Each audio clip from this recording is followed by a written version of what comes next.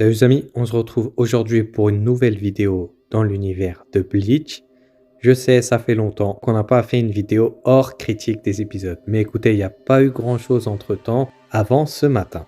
Donc ce matin, je me réveille, je vois qu'il y a un petit leak. Mais pas n'importe quel leak. On a eu du coup une photo avec le Chara Design des 13 sanguinaires. Voilà, dans le Weekly Shonen Jump. Là pour l'instant c'est un leak, il n'y a pas encore la version officielle vraiment bonne qualité. Même si là on a eu un petit peu de bonne qualité. Mais bon, c'est pris avec un téléphone, donc écoutez, c'est pas grave.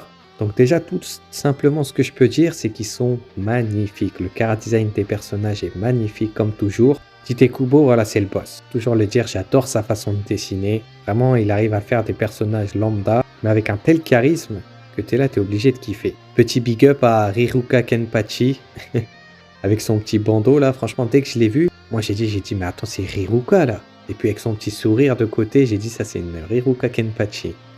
Je vous jure. Mais après, bon, j'ai pas envie de théoriser sur qui est qui. Voilà, faire des théories du style, ah oui, c'est peut-être quelqu'un de la famille de Tokinada ou des Shin'uin, etc. Parce que j'en vois pas l'utilité. Surtout que pour l'instant, on connaît pas leur nom, on n'a que le visage, donc on verra bien en fonction de plus tard. Après, il y a la question de pourquoi c'est dévoilé maintenant. Moi, ma propre théorie, bien évidemment, ça ne regarde que moi, c'est que de base, on les voit dans le chapitre d'après. On a deux petites cases et encore, à ce moment-là, on voit vraiment l'ombre de Yamamoto. On reconnaît une personne dont je ne prononcerai pas le nom pour pas spoiler les personnes. Et toutes les autres personnes sont un petit peu en style ombre, genre on les voit pas vraiment bien. Donc est-ce qu'à ce moment-là, Tite Kubo n'avait pas encore choisi leur chara design et ils se gardaient cette idée pour plus tard? Je sais pas. Parce qu'il aurait pu nous les montrer à ce moment-là, pendant le manga, parce que dans tous les cas, on est plusieurs milliers d'années après, ils sont plus vivants, donc en vrai, il aurait pu nous les montrer. Sauf si à ce moment-là, il n'avait pas terminé encore dans sa tête un petit peu à quoi il voulait qu'ils ressemblent. Après, je veux pas non plus m'enflammer trop, ça veut pas dire qu'on les a vus là, qu'il y aura 4 épisodes voilà, sur eux en flashback, non, non. Je pense 90% qu'on les verra dans l'épisode de lundi. Voilà, l'épisode 7, comme dans le manga. Mais sauf que là, on pourra les voir complètement avec le visage voilà, bien clair, etc. Et peut-être qu'il y aura quelques rajouts minimes, genre on les verra, je sais pas, en train de marcher. Ils auront tué là le monde, il y aura des cadavres partout, etc. Pour bien nous montrer que c'était justement, qu'ils portaient bien leur nom, les 13 sanguinaires. Parce qu'il faut pas oublier qu'à cette période-là, l'école de l'Académie Shinigami, elle n'existait pas. C'est-à-dire, il n'y avait pas vraiment de capitaine de division, etc.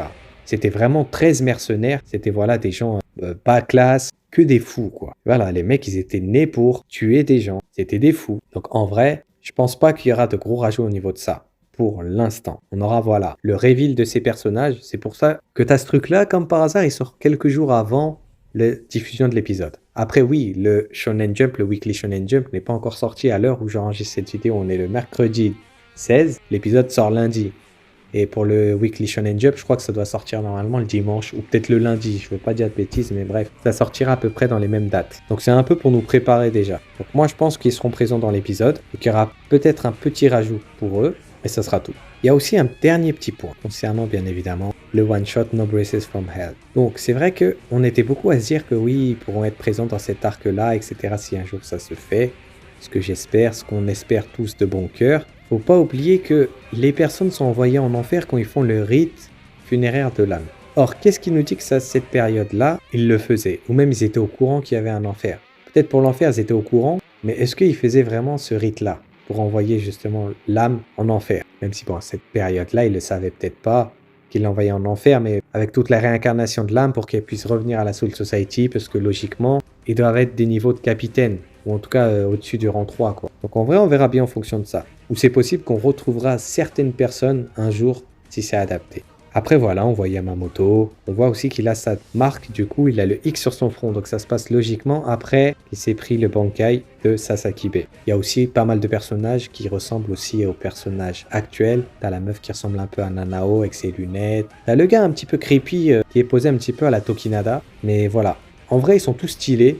Après, j'espère qu'on aura des petits trucs sur eux. Sinon, je m'attends à pas grand-chose. Voilà, juste une présentation dans l'épisode 7 où on les verra un petit peu de loin ou un truc en flashback, mais ça sera tout, je pense. En tout cas, voilà. C'était une petite vidéo courte, news. N'hésitez pas à me dire ce que vous avez pensé de leur chara design, lequel de ces personnages vous a le plus plu, sans compter Yama et sans une autre personne, il ou elle, dont je ne prononcerai pas encore le nom. Je vais vous laisser sur ça. On se dit à très bientôt, ok?